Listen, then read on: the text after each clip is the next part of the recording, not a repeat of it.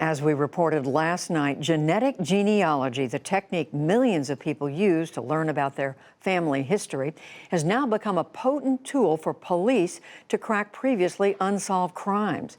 Tonight, William Brangham is back to explore the growing privacy debate around this new technique and why some people are urging that we slow down. This is part of our regular series on the leading edge of science and technology. That was me. Uncle David, Uncle Derek, yeah.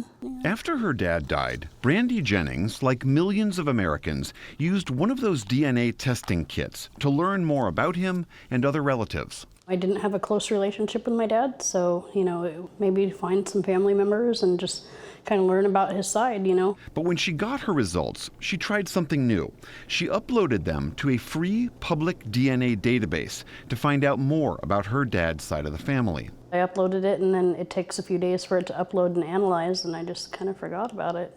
But months later, Jennings was shocked to learn that police had used her DNA information from that public website and used a technique called genetic genealogy to identify the killer in a 40-year-old cold case in Iowa. Authorities arrested 64-year-old Jerry Lynn Burns of Manchester this morning. Turns out the murderer was a distant relative of Jennings. She thinks this new crime-fighting tool is a great thing. I think that every person that's ever died or been killed or raped or whatever deserves to have justice done. But not everyone is so eager to have their DNA end up in a police dragnet. 5 years ago, Michael Usry Jr., largely because his father had done DNA testing, ended up in a police station in downtown New Orleans.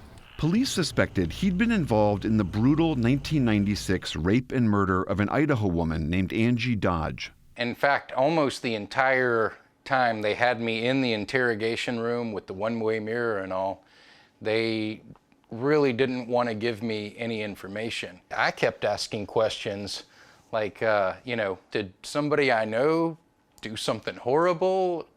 And finally, after maybe about an hour or two, they had to just basically go, no, we think that you were involved with this crime. And I'm like, me? Usry was targeted because investigators, using an early form of genetic genealogy, linked his father's DNA to DNA from the murder scene.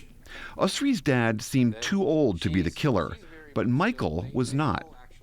And then police learned Usry had traveled through Idaho. Plus, he made these grisly, violent, low-budget films. But Usry knew he hadn't done anything wrong. It was almost like a dream. When it came crashing down was when they walked out of the room and the biggest state policeman that I've ever seen in my life came in with latex gloves and a cotton swab and said, I'm going to take your DNA now. It took around a month for police to process Usry's DNA to see if it matched the DNA from the crime scene. So you spend 3 or 4 weeks thinking, I'm a suspect in a brutal murder. What were those weeks like for you?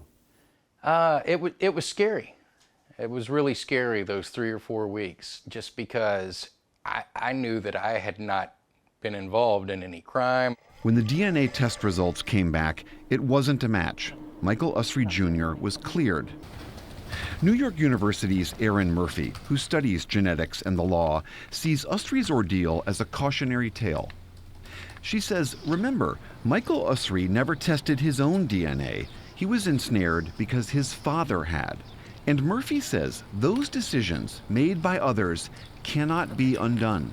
You can change your phone number if someone starts harassing you. You can change your address if things get really dark. You can do a lot of credit card cancellations if things get into the wrong hands, but you can't cancel your genome, you can't edit your genome. And more importantly, the decisions that you make about your genomic privacy, can be overridden by anybody, not only in your immediate family tree. It's not just, oh, my brother chooses to do this, but my 6th cousin I never met chose to do this. That decision essentially erases the genetic privacy of everyone else. But this gives you your percentage. Curtis Rogers created the biggest public DNA database called GEDmatch that's now used by police to solve crimes. Rogers initially built it so people like Brandy Jennings could use their DNA results to build out their family tree. But after authorities in California used GEDmatch to catch the Golden State Killer, Rogers began to slowly welcome police into the database. And recently, a Florida judge granted a warrant on one case to let police in even more. For some reason, people really get upset about serial killers and mass killers and serial rapists being caught. I don't know why this upsets people. But they're for not some upset reason about it people seems- getting caught. They're upset about somehow that they're going to be roped into an investigation they would feel unfairly, or that their privacy would somehow be violated, right? If they could see some of the emails from these families that have had some closure, I can't imagine that anyone would say it's the wrong thing to do. I can't imagine anyone saying, I don't want to help these families. Of course, I want those people, serial killers and murderers and, terrible rapists, to be caught. But it's becoming such a powerful crime-fighting tool. It's also it scares me personally, because we see that it's being used for other purposes besides finding your uncle. In my case, it's used by the police to, try to link me to a crime. Years after Michael Usry Jr. was cleared, further genetic genealogy helped authorities identify the man they believe is Angie Dodge's real killer. A man named Brian Drips, who was her neighbor, was charged with rape and murder and will go on trial in 2021. For the PBS NewsHour, I'm William Brangham.